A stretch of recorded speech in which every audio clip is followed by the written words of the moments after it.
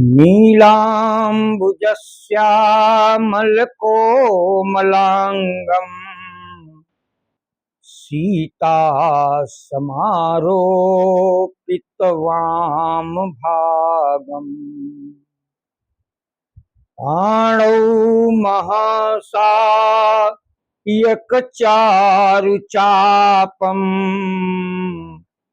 नमामि रामम् रघुवंशनाथम्। नमामि रामम् रघुवंशनाथम्।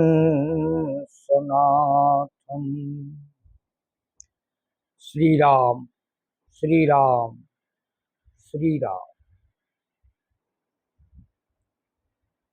मेरे भाइयों और बहनों, भक्तजनों, आज हमारी जो चर्चा होगी वो पूजा के ऊपर चर्चा होगी।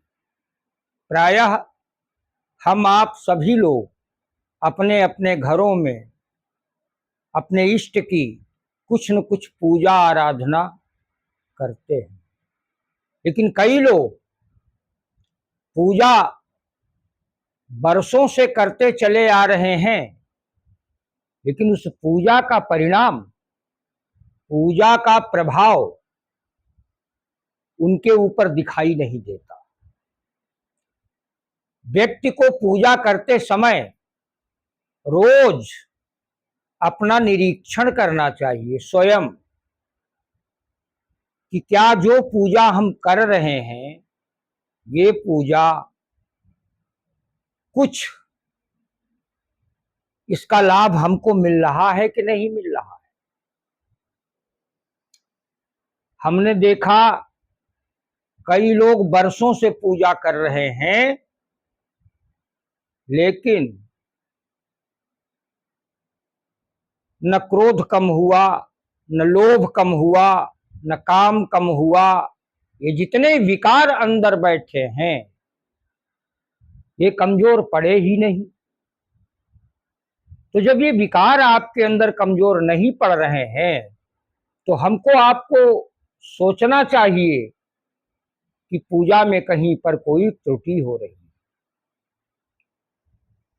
कई लोगों ने नियम बना लिया है, शरीर पूजा में लगा है, मूर्ति को स्नान कराना, चंदन लगाना, पुष्पार्चन करना, भोग लगाना, आरती करना, ये सारी क्रियाएं हो रही हैं, लेकिन मन संसार में भाग रहा है। ये पूजा नहीं है।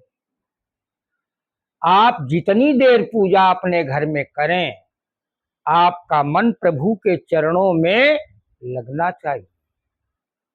उस समय संसार का भान विस्मृत हो जाना चाहिए। सिर्फ आपकी नजरों में, आपके मन में आपका इष्ट बैठा हो, तभी पूजा मानी जाएगी और ऐसी पूजा लाभकारी बनेगी जो आपको लाभ पहुंचाएगी, जिसके परिणाम सुंदर होंगे, शुभ होंगे। कई लोगों को हमने देखा माला हाथ में चल रही और बातें कर रहे हैं, संसार में मन भाग रहा है। आप विचार करिए ये कैसी पूजा है। कबीरदास जी ने एक दोहा बड़ा सुंदर लिखा, का माला तो कर में फिरे, जीभ फिरे मन, जीभ फिरे मुख माही, और मनुआ तो चहु दिश फिरे, यहु तो सुमिरन नाही। आपकी जीभ चल रही, हाथ में माला चल रही, लेकिन मन तो संसार में भाग रहा है। कई लोग कथा सुनने जाते हैं, शरीर कथा में बैठा है, मन संसार में भाग रहा है, और फिर कथा को दोष देते कि कथा से कुछ फायदा नहीं होता। शरीर कथा में बैठा हो, भगवान की उपासना में बैठा हो, तो आपका मन भी बैठा होना बहुत आवश्यक है। मन ही आपका शत्रु है और मन ही आपका मित्र है। आपका मन यदि भगवान के चरणों में लगने लगा तो आप मोक्ष प्राप्त कर सकते हैं। आपके अंदर सारे विकार शांत हो सकते हैं, आप निर्विकार हो सकते हैं। आपका जीवन आनंद स्वरूप बन सकता है। यह लोक परलोक दोनों शुभ और सुखद हो सकते हैं।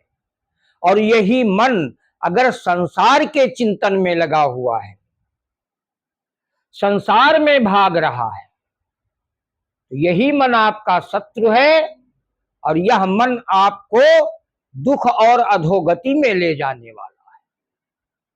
इसीलिए मानसी पूजा को सर्वश्रेष्ठ पूजा बताया गया है। मैंने एक युगल दंपति को वर्षों से पूजा करते देखा और पति पत्नी में झगड़ा होता है, पटती नहीं, क्रोध आता है। तो हम हंसकर पूछने लगे कि क्या यही परिणाम है आपकी पूजा का? वर्षों से आप पूजा करते चले आ रहे हैं और आपस में आपके एक दूसरे से द्वेष, ईर्ष्या, क्रोध वो कम ही नहीं हुआ।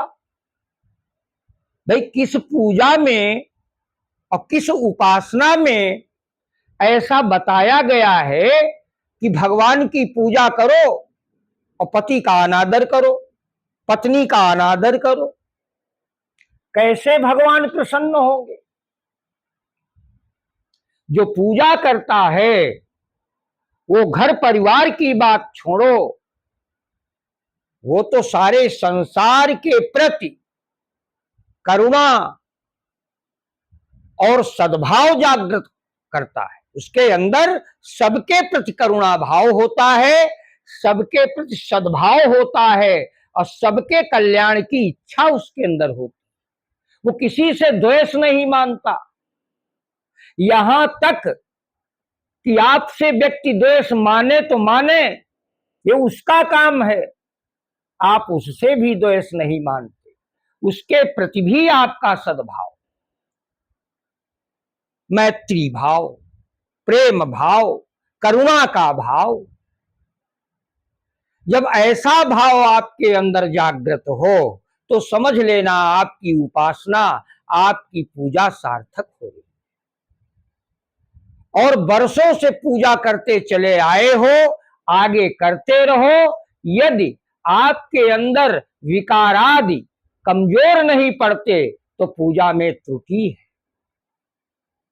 मन भगवान में लगाना बहुत आवश्यक है, परमावश्यक है। यदि मन पूजा में नहीं लगा, केवल शरीर पूजा में लगा, तो आपको मिलने वाला कुछ नहीं।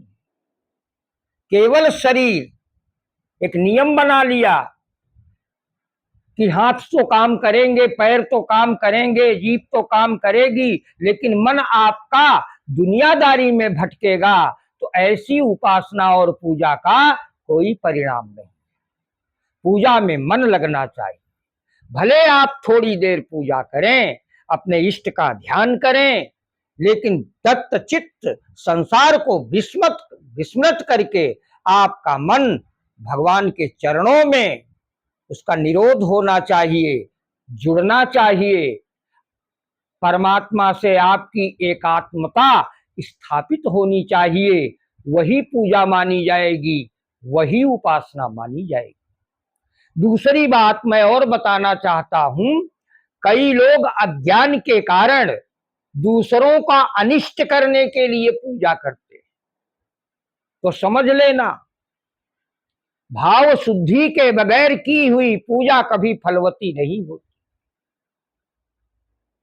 जो दूसरों का अहित करने के लिए, दूसरों का अनिष्ट करने के लिए पूजा उपासना करते हैं, वो विफल होते हैं, उल्टे स्वयं दुख में पड़ जाते हैं। क्योंकि पूजा और उपासना पवित्र भाव से होती है, लोक कल्याण के लिए होती है, समाज के उत्थान के लिए होती है। ऐसा भाव लेकर जो अपने इष्ट से प्रार्थना करता है, पूजा करता है, उपासना करता है, उस पर भगवान प्रसन्न होते हैं, उसके इष्ट देव प्रसन्न होते हैं और उसकी पूजा को फलवती बनाते हैं।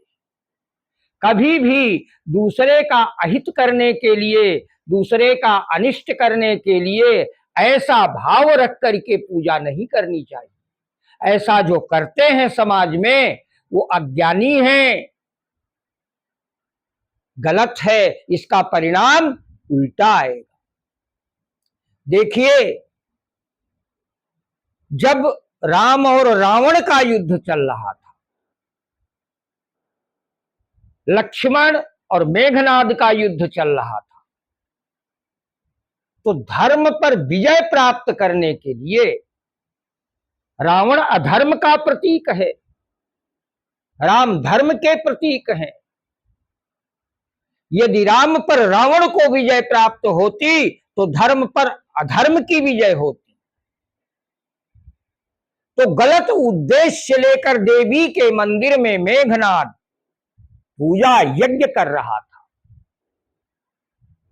आप विचार करना, और बड़ी शुद्ध पूजा कर रहा था, पूजा में कोई अशुद्धि नहीं थी, वेद मंत्रों का सही उच्चारण किया जा रहा था, आहुतियां यज्ञ कुंड में छोड़ी जा रही थी देवी को प्रसन्न करने के लिए, अपनी इष्ट देवी को प्रसन्न करने के लिए मेघनाद दत्त चित्त होकर पूर्ण मनोयोग से देवी को प्रसन्न करने के लिए यज्ञ कर रहा था। ध्वनि तो थी वेद मंत्र की ही, लेकिन हेतु बुरा था, हेतु अपावन था।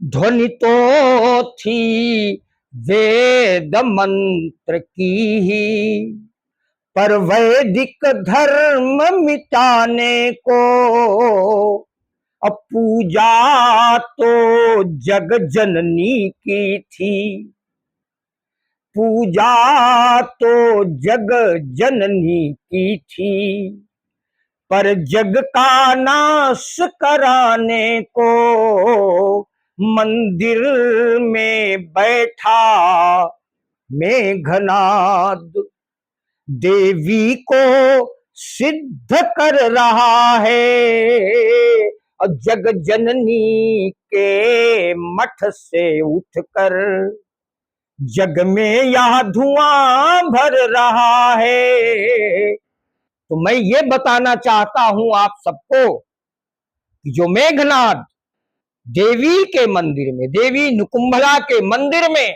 बैठकर यज्ञ कर रहा था, पूजा कर रहा था, प्रसन्न करने के लिए शुद्ध वैदिक मंत्र बोले जा रहे थे, आहुतियां दी जा रही थी, विधि विधान में कहीं पर कोई त्रुटि नहीं थी, सिर्फ केवल हेतु बिगड़ा हुआ था, हेतु अपावन था। और उद्देश्य अपावन होने के कारण मेघनाद को स्वयं अपने प्राणों की युद्ध भूमि में आहुति देनी पड़ी।